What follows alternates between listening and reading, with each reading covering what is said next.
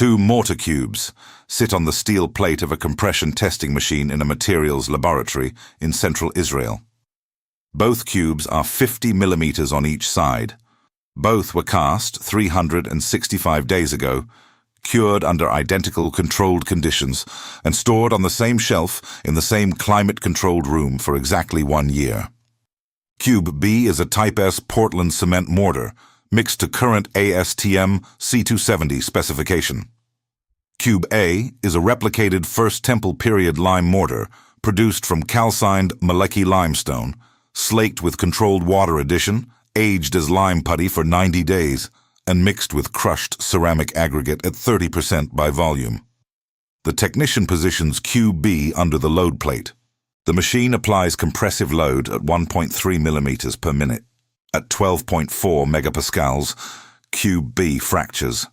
A single sharp crack crosses the laboratory. The cube splits along one plane into two halves that fall apart on the plate.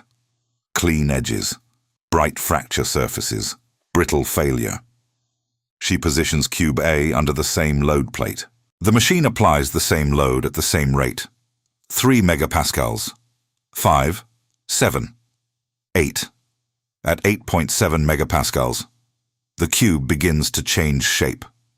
The vertical faces bulge outward. The top surface dishes inward at the center.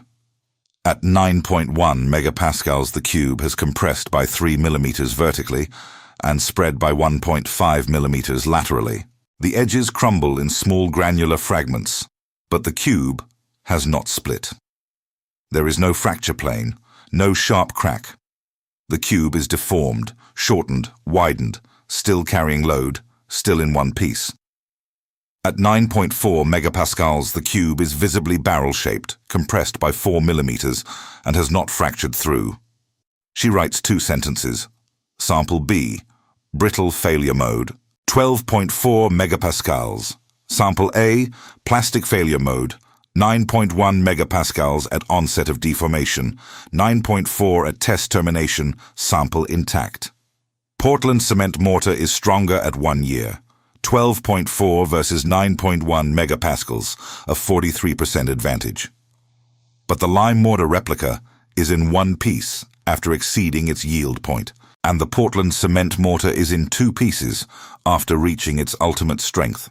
That distinction between plastic and brittle failure is the single most consequential materials performance characteristic in any mortar system that will experience differential settlement, seismic loading, thermal cycling, or freeze-thaw events over its service life.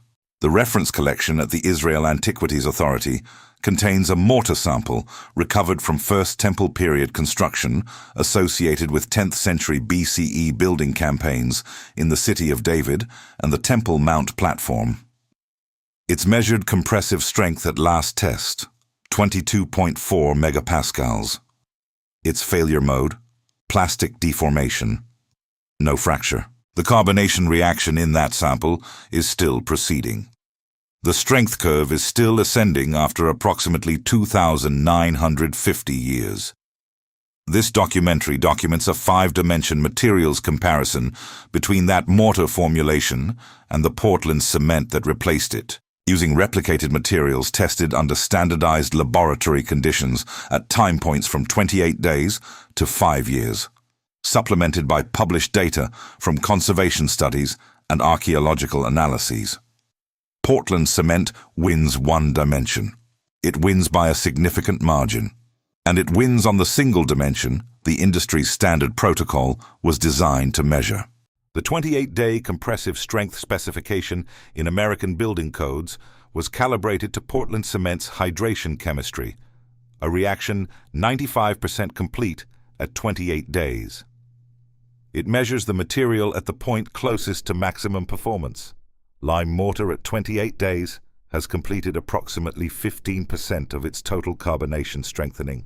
Comparing the two at 28 days is the materials equivalent of comparing a marathon runner's mile 1 pace to a sprinter's mile 1 pace, and concluding the sprinter is the better endurance athlete. The metric was built for the sprinter. The Temple Mount wall has been standing for 3 millennia. The 28-day result is in the file. It is the least interesting number in the comparison. The archaeological basis for the replication begins with mortar samples from First Temple period construction sites in Jerusalem. Published analyses from the Weizmann Institute of Science and the Israel Antiquities Authority characterize these mortars as lime-based binders with a calcium carbonate matrix, pozzolanic calcium, silicate hydrate phases from ceramic aggregate, and residual unreacted calcium hydroxide at 3 to 8% of total binder mass. That residual hydroxide in a 3,000-year-old sample means the carbonation reaction has not consumed all available reactant. The mortar is still strengthening. The production methodology follows a documented sequence. Meleki limestone, 68 to 72% calcium carbonate, is calcined at 850 to 950 degrees Celsius. Below this range, calcination is incomplete. Above it, the calcium oxide sinters, forming dense particles that produce coarser putty. The calcination at 900 degrees for 12 hours produces highly reactive calcium oxide that reacts vigorously during slaking. The exothermic reaction of calcium oxide with water to produce calcium hydroxide, releasing 65 kilojoules per mole. Traditional Levantine practice controls this by gradual water addition over hours, maintaining the mixture below 70 degrees. The resulting lime putty is cream white, smooth, approximately the consistency of cold butter, slightly glossy at the surface, where initial carbonation has formed a thin calcite skin within hours of exposure to atmosphere. The smell during slaking is sharp, alkaline, the chemical signature of calcium oxide reacting exothermically with water, detectable at 20 centimeters from the surface, nothing like wet concrete, closer to the smell of a chlorinated swimming pool than of a construction site. Press a finger into the aged putty, and the impression stays. The freshly exposed surface develops that same faint gloss within minutes as atmospheric CO2 reacts with the newly exposed calcium hydroxide, beginning the carbonation that will, over decades, convert this reactive paste into crystalline calcium carbonate indistinguishable from natural limestone. The interior remains fully reactive, strongly alkaline at pH 12.4, and chemically available for the long-term carbonation that will drive the mortar's strength development for years after it is placed in a wall. This putty is aged for 90 days. During aging, coarse portlandite crystals dissolve and reprecipitate as finer particles. Workability improves, water retention increases, carbonation reactivity rises by 20 to 30%. The archaeological samples exhibit crystal morphology consistent with extended aging. The ceramic aggregate, crushed pottery ground to a maximum particle size of 4 millimeters with 40% below 1 millimeter, serves a dual function. Physically, it provides dimensional stability and reduces shrinkage. Chemically, the reactive amorphous silica and alumina in fired clay react with calcium hydroxide to form calcium silicate hydrate and calcium aluminate hydrate, the same compounds that give Portland cement its strength. This pozzolanic reaction provides a secondary strengthening mechanism operating alongside primary carbonation, producing final strength values of 18 to 24 megapascals in the archaeological samples, within or exceeding the Portland cement performance envelope. 5 performance dimensions define the comparison, each a measurable variable with a standardized testing methodology. Compressive strength development over time, measured by uniaxial compression of 50 millimeter cubes at 28 days, 90 days, 1 year, and 5 years, with projections at 100 years from the conservation literature. Tensile flexibility and plastic deformation capacity, measured by 3-point flexural testing of prism samples, recording maximum load at first crack, deflection at first crack, and post-crack load capacity. Long-term carbonation strengthening rate, measured by phenolphthalein indicator testing of cross-sections to determine carbonation front depth, correlated with compressive strength at each time point. Sulfate attack resistance, measured by the ASTM C10012 immersion method with linear expansion measured over 52 weeks. Autogenous crack healing capacity, measured by inducing controlled hairline cracks, exposing samples to wet-dry cycles, and measuring crack closure and recovered tensile strength at 4, 8, and 12 weeks. Each dimension has a winner. The winners are not announced in advance. Compressive strength at 28 days. Portland cement measures 12.0 megapascals. Lime mortar measures 3.2. Portland cement is 3.75 times stronger. This is the number building codes reference, the number construction scheduling relies on. At this time point, Portland cement has achieved 80% of its ultimate strength at 90 days. Portland cement reaches 14.2 megapascals, an 18% gain.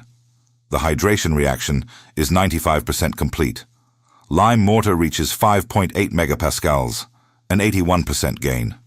The carbonation front has advanced 4 to 6 millimeters into each face. At 1 year, Portland cement measures 14.8 megapascals, a 4% gain. This is effectively maximum. Lime mortar reaches 8.7 megapascals, a 50% gain from 90 days, still strengthening at approximately 3 megapascals per year. At 5 years, Portland cement has dropped to 14.3 megapascals. It has lost half a megapascal from its peak. Degradation has begun. Lime mortar measures 11.4 megapascals, still ascending. Projected at 100 years from documented carbonation data, lime mortar reaches 18 to 22 megapascals. Portland cement has degraded to 8 to 11 megapascals, having lost 30 to 45% of peak strength through carbonation shrinkage, sulfate damage, and thermal fatigue. The crossover where lime mortar becomes stronger occurs at approximately year 35 to 45. Beyond that, lime mortar strengthens while Portland cement degrades. The industry measures at day 28. The 3-point flexural test loads a prism sample at its midpoint while supporting it at both ends, inducing tension at the bottom face and compression at the top. The test records the load at first crack, the deflection at that load, and whatever load the sample continues to carry after the crack has formed. Portland cement mortar cracks at 2.8 megapascals of flexural stress with a midpoint deflection of 0.3 millimeters. At the moment of cracking, the load drops to 0. The crack extends from the tension face to the compression face in a single event. The two halves of the prism separate completely. There is no post-crack load capacity. This is textbook brittle failure. Lime mortar cracks at 1.4 megapascals, exactly half the Portland cement value. But the deflection at first crack is 0.8 millimeters, more than 2.6 times the Portland cement deflection. The lime mortar bends more than twice as far before it cracks. And when the first crack does form, the load does not drop to 0. The sample continues carrying approximately 0.6 megapascals of flexural stress for an additional 2 millimeters of deflection before complete separation. The crack opens gradually. Fibers of calcium carbonate crystal matrix bridge the crack surfaces. The pozzolanic silicate hydrate phases at the ceramic aggregate interfaces provide additional crack bridging reinforcement. The failure is progressive, controlled, and ductile rather than sudden, catastrophic, and brittle. The structural engineering significance is direct. A masonry wall with Portland cement mortar joints experiencing differential foundation settlement develops full-depth cracks through the joints when settlement-induced deflection exceeds 0.3 millimeters at the highest stress locations. Those cracks propagate instantly through the full joint thickness. They do not close, they do not heal. They admit water, salts, and atmospheric gases to the wall interior, initiating corrosion of embedded metal, freeze-thaw damage in cold climates. and biological colonization that accelerates degradation. A masonry wall with lime mortar joints accommodates 2.4 millimeters of settlement-induced deflection through plastic deformation before the first crack forms. That is 8 times the pre-crack deformation tolerance of Portland cement. When cracks do form in the lime mortar, they are hairline cracks, 0.1 to 0.2 millimeters wide, that open gradually and retain partial load capacity across the crack faces, and those hairline cracks begin to heal. The carbonation chemistry that underlies both the strength development and the crack healing of lime mortar is a single reaction expressed across the entire mortar matrix over a period of years to decades. Calcium hydroxide, the primary component of aged lime putty, reacts with atmospheric carbon dioxide diffusing into the mortar through its pore network, producing calcium carbonate and water. The calcium carbonate that forms is crystallographically identical to the calcite mineral structure of the original Melicky limestone from which the mortar was made. The mortar is, in the most literal chemical sense, slowly turning back into stone. The rate of this transformation is governed by CO2 diffusion through the already carbonated outer layer, which acts as an increasingly thick barrier to further penetration. This produces the characteristic carbonation front that conservation chemists have documented extensively. 1 to 2 millimeters per year in sheltered conditions where moisture and CO2 are moderate. 2 to 4 millimeters per year in exposed conditions where rain-driven wetting and drying cycles accelerate CO2 transport into the pore structure. For a mortar joint of typical construction thickness, 10 to 15 millimeters, full carbonation under sheltered conditions requires 7 to 15 years. During this entire period, the mortar is actively strengthening. The pozzolanic contribution from the ceramic aggregate adds a parallel mechanism. Reactive silica in the fired clay reacts with calcium hydroxide in the presence of moisture to form calcium silicate hydrate, the same binding phase that gives Portland cement its strength. This pozzolanic reaction is slower because the silica in fired clay is less soluble than the silicates in cement clinker, but it continues for years and produces compounds that are chemically stable in the lime mortar's alkaline environment. The combination of carbonation and pozzolanic reaction creates a mortar with 2 independent strengthening mechanisms, both operating over timescales of years to decades, neither with a defined endpoint as long as reactant and CO2 remain. Portland cement has one strengthening mechanism, the hydration of calcium silicates, which is 95% complete at 28 days and finished at 90 days. After 90 days, the only chemical process occurring in Portland cement mortar is degradation. 3 dimensions documented. Lime mortar starts weaker and gets stronger. Portland cement starts at near maximum and degrades. Lime mortar deforms plastically. Portland cement fractures catastrophically. Lime mortar strengthens for decades. Portland cement completes its chemistry in 90 days.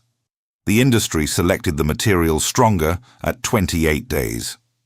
The complete comparison, all 5 dimensions, the full strength curves, the sulfate data, the crack healing documentation, the archaeological performance data, is in the pinned comment for viewers who want the full experimental record. This comparison is not halfway complete. The 2 dimensions that remain address the failure modes responsible for the majority of structural mortar failures worldwide. Portland cement contains tricalcium aluminate, 5 to 12% by mass. In sulfate-bearing groundwater, which characterizes the Jerusalem limestone geology, tricalcium aluminate reacts with sulfate ions to form etrangite, a mineral whose crystal growth generates internal pressures up to 50 megapascals, 15 to 25 times the mortar's tensile capacity. The result is progressive internal fracturing visible as map cracking, spalling, and eventual disintegration. The ASTM C1212 test immersed mortar bars in 5% sodium sulfate solution. Portland cement bars showed measurable expansion at 4 weeks, exceeded the 0.1% failure threshold at 18 weeks, and by 52 weeks showed 0.28% expansion with 41% compressive strength loss. The lime mortar bars showed 0 measurable expansion at every interval through 52 weeks. 0. Lime mortar contains no tricalcium aluminate. There is no reaction pathway for sulfate attack. The archaeological confirmation. No sulfate degradation has been documented in any First Temple period lime mortar sample from Jerusalem, despite 3,000 years of continuous exposure to the same groundwater now causing measurable damage in Portland cement infrastructure 40 to 60 years old. The visual and tactile signature of sulfate attack in Portland cement mortar is distinctive and increasingly common in the Jerusalem geological context. A white, powdery efflorescence appears at the mortar joint surface, where sulfate salts have migrated outward through the pore structure and crystallized. The mortar behind the efflorescence has softened to a crumbling consistency that can be scraped away with a fingernail. The stone faces adjacent to affected joints are stained pale gray-white, where the expanding mortar has been pressing outward against them with measurable force. In enclosed spaces where ventilation is limited, a faint sulfurous odor is detectable near the most heavily attacked joints. Portland cement infrastructure in the Jerusalem area, constructed during the mid-20th century, is exhibiting these symptoms at ages of 40 to 60 years. The retaining wall associated with First Temple period construction, with its lime mortar joints 3 meters away, in the same geological formation and the same groundwater chemistry, has experienced approximately 3,000 years of continuous sulfate exposure with no documented degradation of any kind. The mortar in the ancient wall looks, under microscopic examination, as though the sulfate ions in the groundwater do not exist. Chemically, from the lime mortar's perspective, they do not. There is nothing in the binder for them to react with. When a hairline crack forms in lime mortar, a specific sequence of inorganic chemistry begins at the crack surfaces. The crack exposes fresh, unreacted calcium hydroxide within the mortar matrix to atmospheric carbon dioxide and moisture. The same carbonation reaction that drives bulk strengthening now operates specifically at the crack faces. Calcium carbonate crystals nucleate on both surfaces of the crack and grow inward, progressively reducing the gap. The process is accelerated by the alternating wet-dry cycles that characterize the natural exposure condition of any outdoor masonry joint. During wetting, moisture dissolves calcium hydroxide at the crack surfaces and transports it into the crack interior by capillary action. During drying, the solution concentrates and calcium carbonate crystallizes, depositing solid mineral in the crack space. The documented healing rate is consistent across multiple published studies. Cracks of 0.1 to 0.2 millimeter width achieve complete visual closure within 4 to 12 weeks under alternating wet-dry exposure at ambient temperature. Cracks of 0.2 to 0.3 millimeters achieve complete or near-complete closure in 8 to 16 weeks.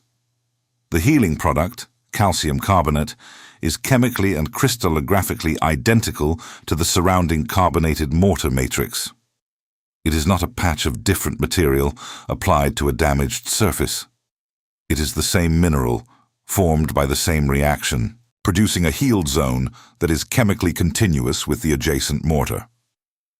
The recovered tensile strength at the healed crack location, measured by splitting tensile tests comparing healed samples to uncracked controls, is 85 to 95% of the original strength for cracks that was 0.1 to 0.2 millimeters at formation. The mortar heals its own cracks and recovers nearly all of its original structural capacity at the healed location. Portland cement mortar has a limited autogenous healing capacity that operates through a different and far more constrained mechanism. In freshly placed Portland cement mortar, unhydrated cement particles exposed at a crack surface can undergo continued hydration in the presence of moisture, producing calcium silicate hydrate that partially fills very narrow cracks. This mechanism is effective only for crack widths below 0.05 millimeters and only in young mortar where unhydrated cement particles still exist near the crack surface. By 90 days after casting, the hydration reaction is essentially complete, and no significant quantity of unhydrated cement remains available for crack healing. For cracks wider than 0.05 millimeters, which constitute the large majority of cracks produced by differential settlement, thermal cycling, and seismic loading in service, Portland cement mortar has zero autogenous healing capacity at any age. The cracks remain open permanently. They admit water, dissolved salts, carbon dioxide, and oxygen to the interior of the masonry assembly. In walls with embedded steel reinforcement or metal ties, this initiates corrosion that generates expansive rust products, widening the cracks further and accelerating the degradation cycle. In climates with freezing temperatures, water in unhealed cracks freezes, expands by 9%, widens the cracks, and produces progressive spalling with each freeze-thaw cycle. In all environments, the unhealed crack is the initiation point of a degradation cascade whose rate depends on exposure conditions, but whose endpoint is always the same. Progressive loss of mortar joint integrity until the wall requires structural repair. A lime mortar wall, subject to recurring minor settlement, produces hairline cracks during each event and heals them within weeks. The crack-heal cycle repeats indefinitely because the mechanism depends on calcium hydroxide that archaeological evidence confirms persists in the mortar matrix for millennia. A Portland cement wall cracks and stays cracked. The crack is permanent. The degradation it initiates is progressive. The 5-dimension comparison is complete. Portland cement wins 1 dimension. Compressive strength at 28 days by 43%. That advantage means faster construction, earlier loading, shorter timelines, lower financing costs. These are economic advantages. They made Portland cement dominant. They are not structural advantages at any point beyond year 40. Lime mortar wins 4 dimensions. Higher long-term strength trajectory, surpassing Portland cement by approximately year 40 and continuing to climb. More than 8 times the pre-crack deformation tolerance. Complete immunity to sulfate attack versus a well-documented failure pathway. And self-healing capacity recovering 85 to 95% of original strength versus zero recovery for service life cracks. The industry replaced a material winning 4 long-term structural dimensions with one winning a single short-term economic dimension. The 28-day test was developed in the early 20th century, calibrated to Portland cement hydration kinetics. When lime mortar was in common use, quality was evaluated by decades of field performance. The adoption of the 28-day test as the sole metric coincided with the abandonment of lime mortar because any material achieving 15% of ultimate strength at 28 days fails a test calibrated to a material at 80%. The test eliminated lime mortar from consideration by measuring the wrong property at the wrong time. Portland cement solved a real problem. Lime's slow development was incompatible with industrial construction schedules. The test verifies Portland cement performs to specification. It was never designed to evaluate materials strengthening over years. The result is an industry optimized for early strength, selecting against the 4 characteristics, determining whether masonry survives beyond a 60-year depreciation period. The 2 cubes document this in physical form. Cube B fractured at 12.4 megapascals. Clean, sudden, brittle, terminal. If this were a wall joint, water would now enter through the fracture, initiating the degradation cascade. Cube A deformed plastically to 9.4 megapascals, barrel-shaped, compressed, but continuous, no through fracture. If this were a wall joint, the micro cracks at the edges would begin healing within days, and the mortar would be measurably stronger 6 months after the overload than before it, because deformation exposed fresh reactant to CO2 and accelerated local carbonation. The first cube failed. The second deformed and began the process that will make it stronger for having been deformed. The reference sample at the Israel Antiquities Authority, 2,950 years old, tested at 22.4 megapascals. Plastic deformation. No fracture. Residual calcium hydroxide still present. Strength trajectory still ascending. That sample has experienced 3,000 years of seismic events, thermal cycling, sulfate groundwater, and differential settlement. It deformed, cracked, and healed through all of it. It is stronger now than the Portland cement that replaced it was the day it was cast. Both materials are made from limestone. Both achieve strength through calcium chemistry. One was optimized through millennia of empirical observation by builders who evaluated mortar by watching it perform across generations. The other was optimized for the single metric determining project profitability in quarterly financial terms. The compression machine does not have an opinion. The two cubes documented what each optimization produces. Cube B fractured. Cube A deformed. The carbonation reaction is still proceeding. The strength curve is still ascending. That is the data.